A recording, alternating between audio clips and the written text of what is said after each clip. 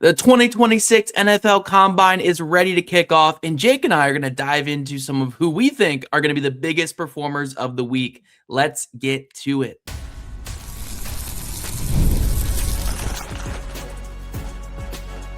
You are Locked On Colts, your daily Indianapolis Colts podcast.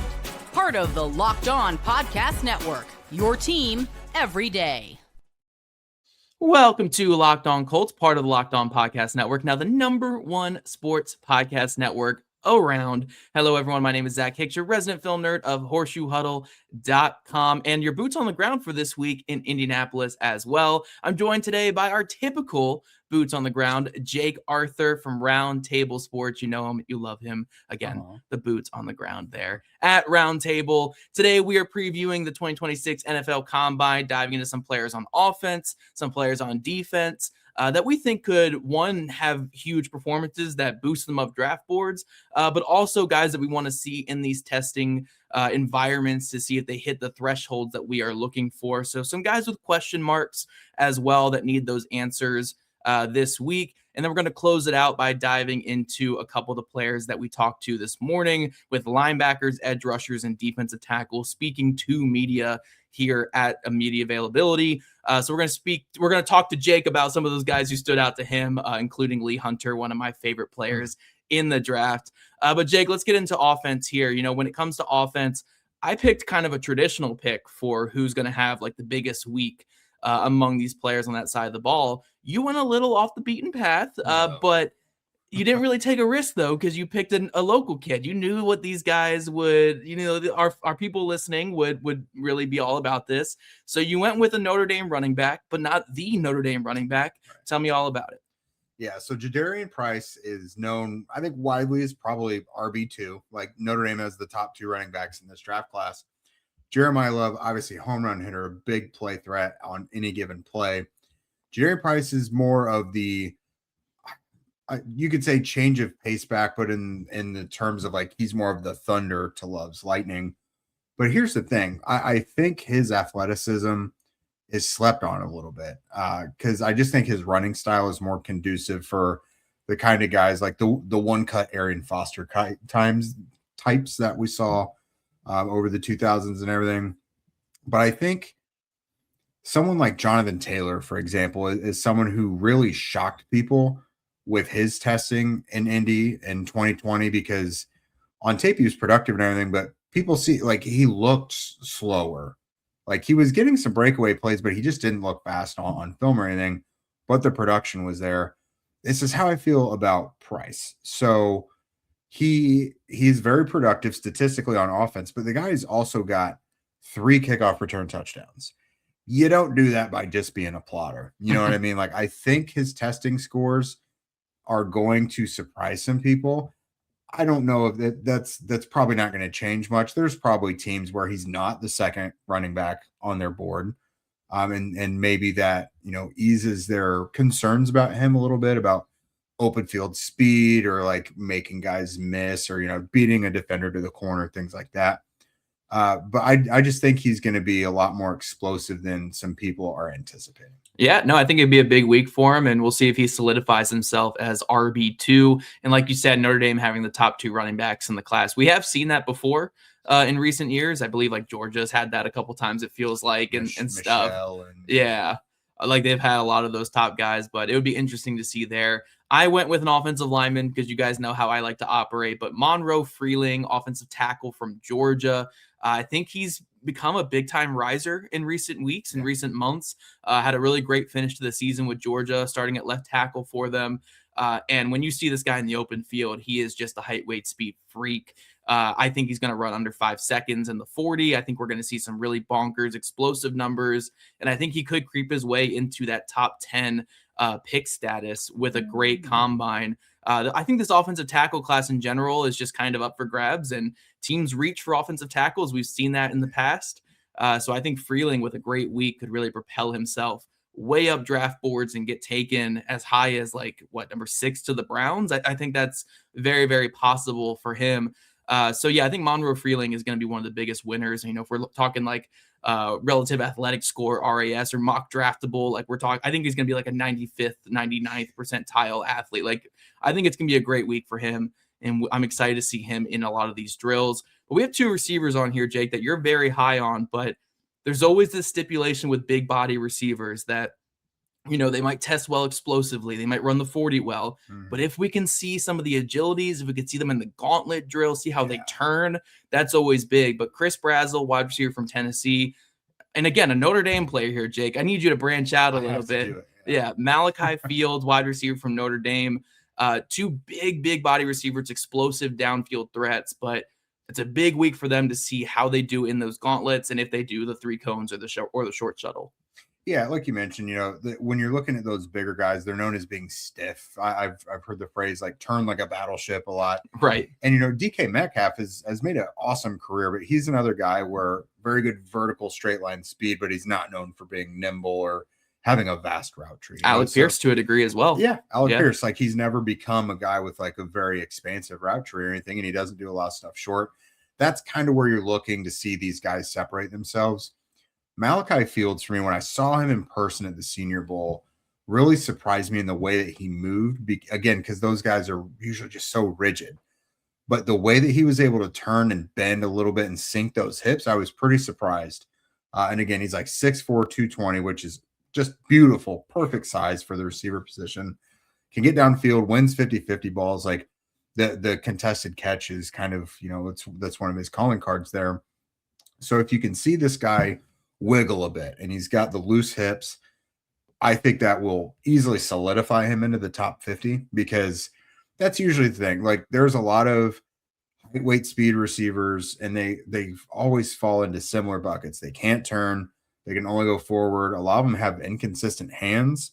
They don't know how to run routes and stuff. So like a guy already with this profile who's beefier, I think, than those guys at the 220, I think he could make some people fall in love if he jumps well, if he does the agilities really well, really is the thing. So I think people expect him to test well, but if he looks good in the field workout, I think that will bode pretty well for him. Yeah, the gauntlet drill will be big, just seeing how he transitions his head, making those catches and running on that straight line. I think it's one of the most valuable field drills, especially for wide receivers. So we'll see how smooth he looks in that regard. And this all applies to Chris Brazzell as well, even though he's 6'5", 200. Yeah. So not as bulky as Malachi Fields. Skinnier version. Right. You still want to be able to see him run that full route tree, not just be a height, weight, speed, run vertical, and do nothing else type of guy. You want to see a little bit more there.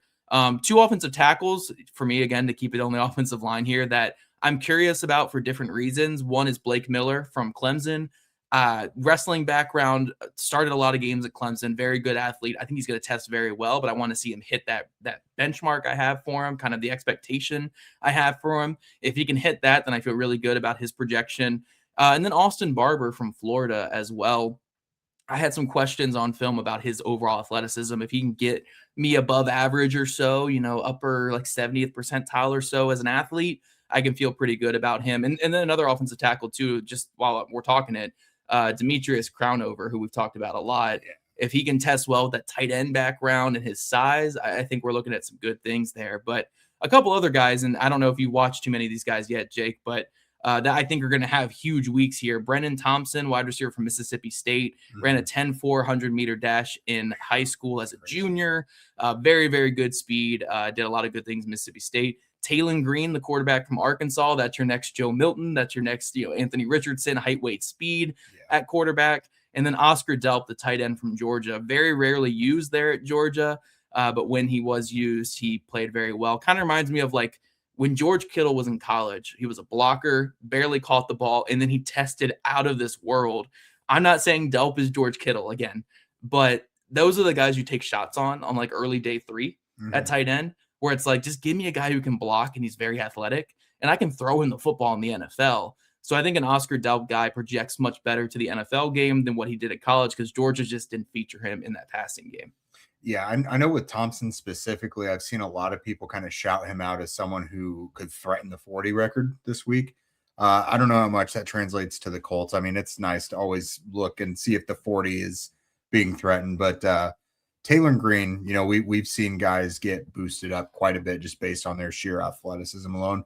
And then Delp became kind of a draft darling throughout the season too, because, hey, this guy can actually do something. He was never really used in the passing game before, but now it looks like he can do a little something. So coming up, guys, we're going to flip this over to the defensive side of the ball and some things that apply way more to the Colts. There's a lot at stake when it comes to the Colts at this one, because a lot of guys without perfect size, but they need to really test well.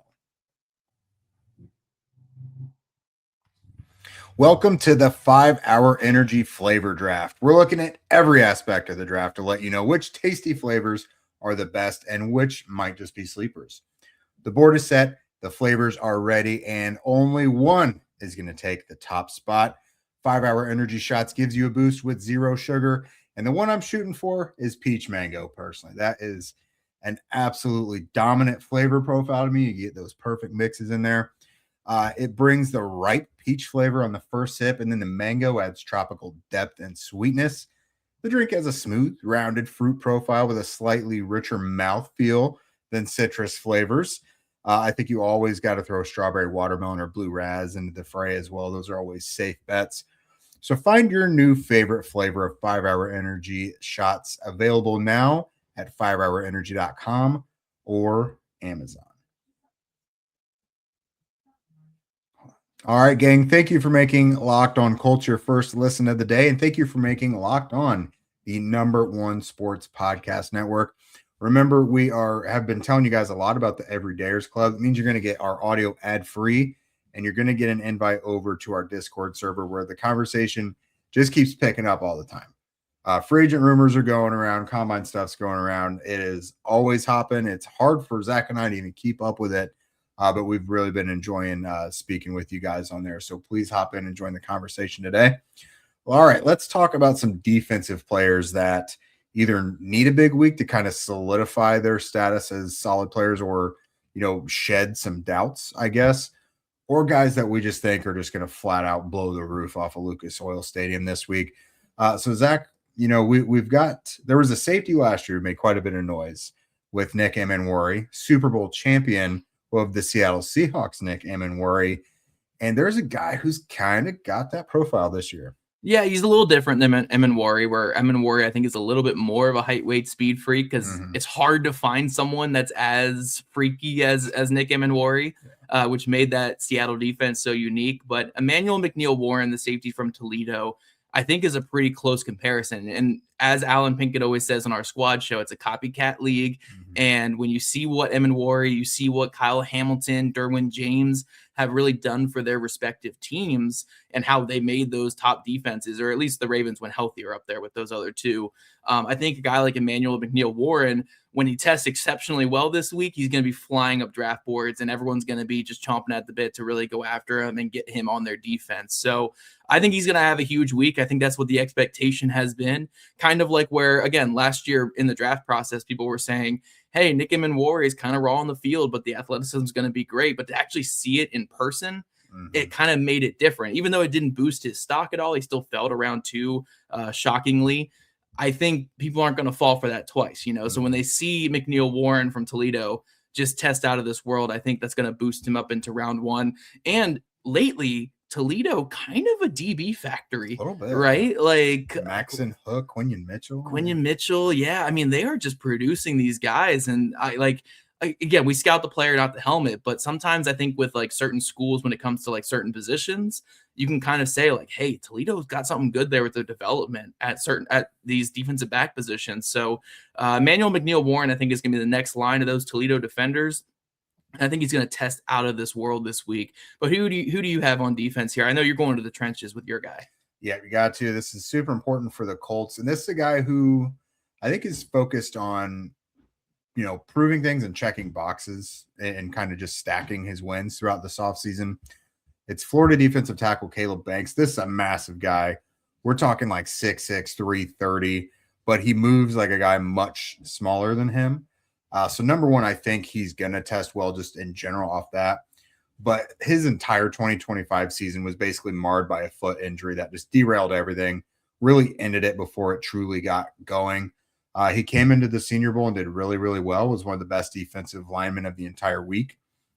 Again, I mentioned his enormous size, which shows up like at pad level and things like that, which, You almost can't get over that when you're that dang big. Like, it's hard to counter that. But he can dip a bit, and he's very slippery, and he's got some quick twitch to him for a guy that size. So you got to prove, with your testing that, the foot injury hasn't put you too far behind the 8 ball. You build off of the Senior Bowl performance, and shoot, I've seen this guy. If all goes well this offseason, Caleb Banks really shouldn't make it out of the first round. Yeah, we'll definitely see there. I think height, weight, speed guy for sure. We'll see if NFL teams are a little wary of the production, but he's had a really great offseason, and he can really stamp his mark in that first round with a great week this week. Speaking of linebackers, though, like just completing our middle of the defense here from defensive tackles and safeties, going to linebacker.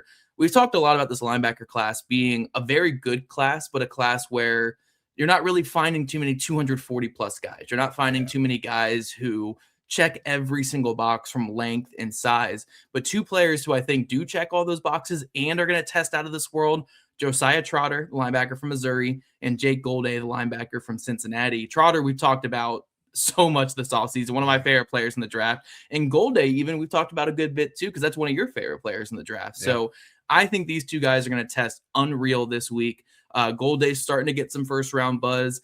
Trotter, he's got the age, he's got the NFL bloodlines, he's got the athleticism. I know the coverage isn't there yet, but I could still see a world where he goes round 1 as well. But I think both these players have a chance to really solidify themselves, because there's not too many 240 plus linebackers in this draft. So, like, yes, it's great to get a Jacob Rodriguez later and Aiden Fisher later. I think Fisher's actually a little bit bigger, but like those type of guys a little bit bigger later on in the draft. But getting a guy who's a super athlete plus the size plus can fit against the run like Golday and Trotter, I think is an asset that's hard to find in this draft. So these two guys really could stamp themselves in that top 30, top 40 conversation with a great week. Yeah, I think both these guys definitely fit into the mold of, like, if this year has a Carson Schwessinger, when it comes to that type of ascension, they're both their frame, height is a bit different. I think Trotter is only like 6'1", 6'2", 6'2", 6'3". Golday is 6'4", yeah, and they're both about 240. So on tape, both of them are explosive and they're violent when they go and they attack at the line of scrimmage.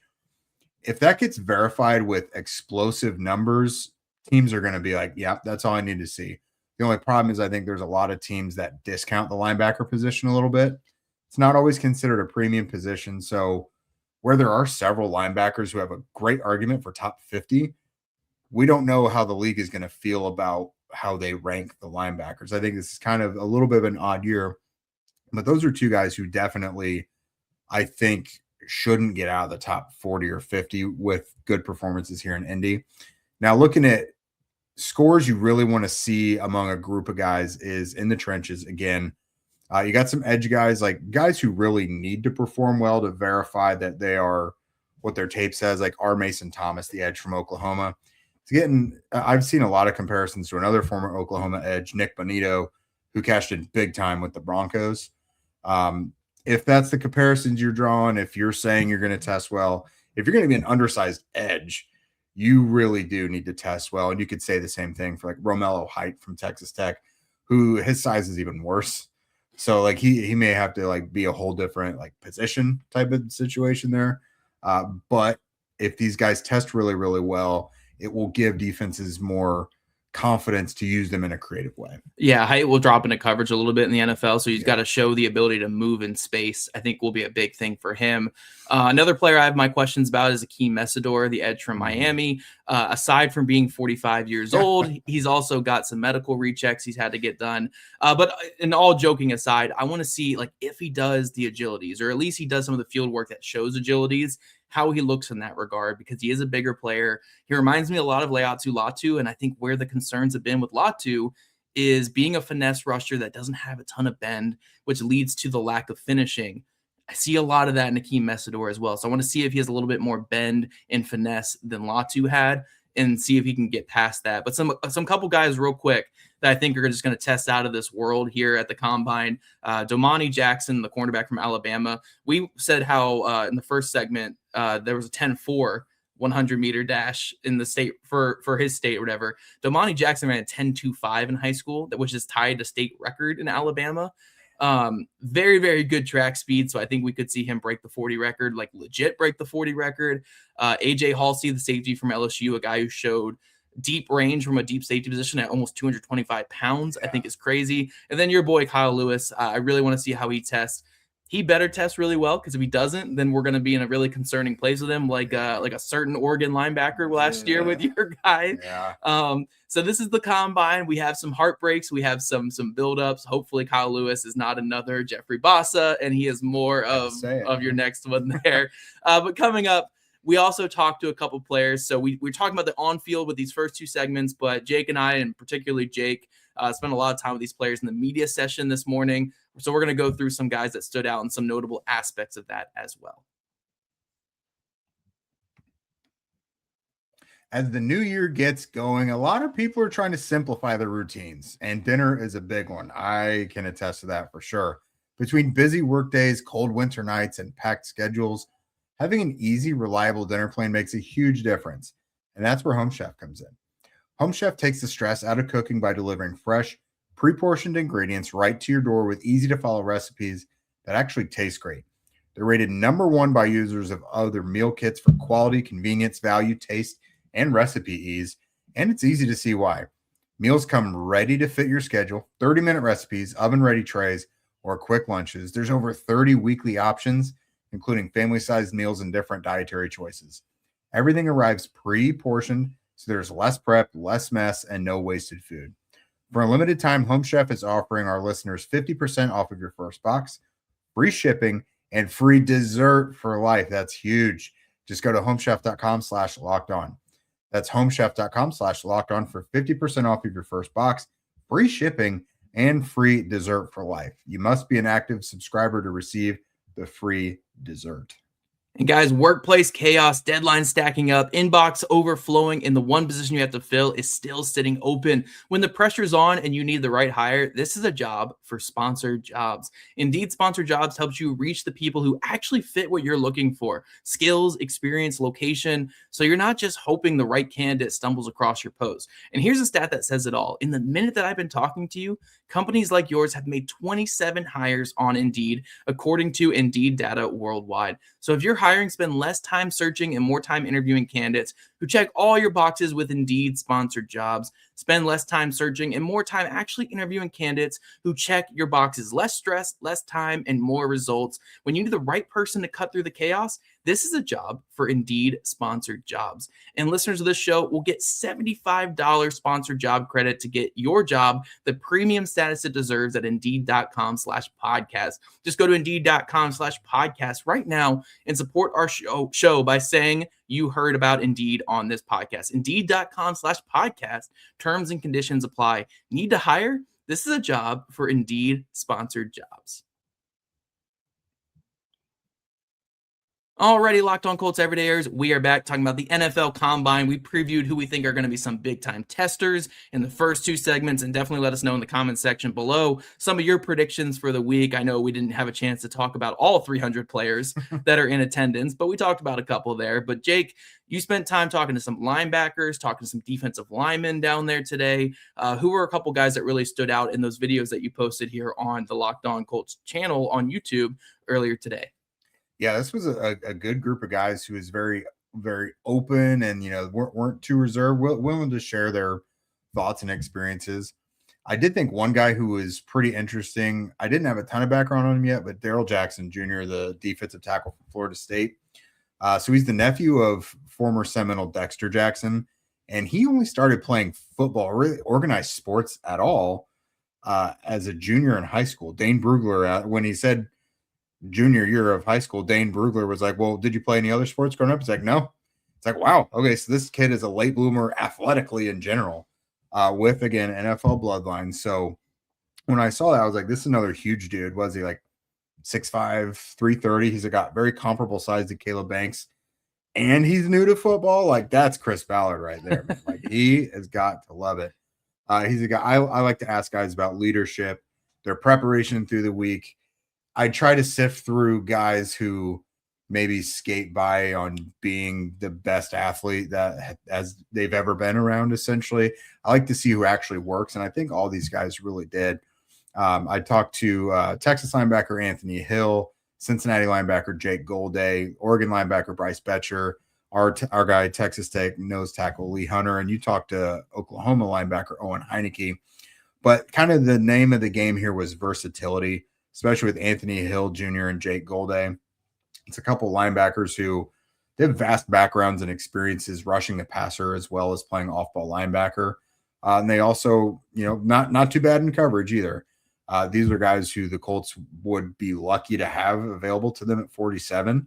And both really smart guys who I feel like at least said all the right things when it comes to their preparation and leadership, and, guys who kind of have experience, with the green dot at times calling the defense. Bryce Betcher, not maybe as much of the versatility. He does do well against the run and the pass as well. Probably not the pass rusher that those other guys are, but I'm always interested by guys with two sport backgrounds as well. I think he was drafted by the Houston Astros in baseball. So he came to Oregon as a two-sport star. So he's got a great baseball background.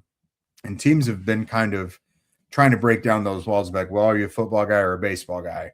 And he says he's committed to football. So Betcher is another guy with a pretty interesting background there. But personality of the day was Lee Hunter. If you guys haven't yet, right after this, go check out the Lee Hunter interview. That's a guy. He reminds me a lot of Grover Stewart, just a big, goofy teddy bear type guy with a great personality who it's really easy to root for. Yeah, we love Lee Hunter around here. I peeped in on a couple of his comments and stuff. Very, very fun personality. To go with him being a really fun, exciting player on the field as well. But while Jake was talking with all these big name guys and guys that the Colts might talk to at 47, I did talk to two Oklahoma linebackers, one being Owen Heineke and the other being Kendall Daniels as well, who was a safety converted to linebacker this past year at Oklahoma. Very intriguing stuff. I posted that on my personal YouTube channel. You guys can check those two out there. But speaking of two sport athletes, Owen Heineke has made waves recently because he's a guy who went for a 6-year waiver to go back to Oklahoma, but got denied because he played lacrosse his first year at Ohio State before transitioning back to playing football over with the Oklahoma Sooners. But he went through his path of being a walk-on at Oklahoma, working his way up through special teams and getting his 1 year as a starter this past year at Oklahoma as well. I thought that was a really intriguing thing. And look, at the end of the day, when you're a day 3 guy, the special teams are just as valuable as the starting experience, So when I look at guys like that, I'm like, look, I already know what this guy can do on special teams now, which is what I need on day 3. On day 3, I'm not drafting you to be a starter. I'm drafting you to be a special teamer, and he's got that experience. So I like that. And then Kendall Daniels being a guy who could play over the top, played some of that overhang position, star position that you call it a little bit in college as well.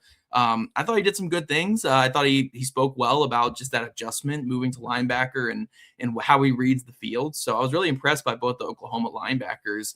And look, Oklahoma, you get to learn under one of the best defensive coaches in the college game, in Brent Venables, who had all that success with Clemson as well. So very intrigued by both those guys, especially Heineke, though, on day 3. I want to see how they test Heineke in particular. He's got a lacrosse background. I'm excited to see his footwork. But if those guys check off the boxes testing wise, I did like some of their personality and the way they play the game. If you can bring that as a day 3 player, I think is very valuable.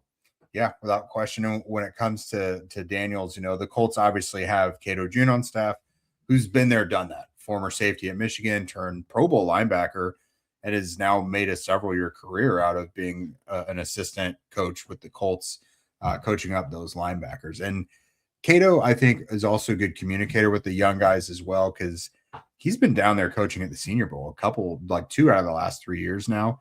And there's precedent for the Colts going Jalen Carlisle, college safety turned linebacker. So I think that one's pretty interesting as well. Yeah, and Heineke was down at the Senior Bowl as well this year, so got to see him firsthand.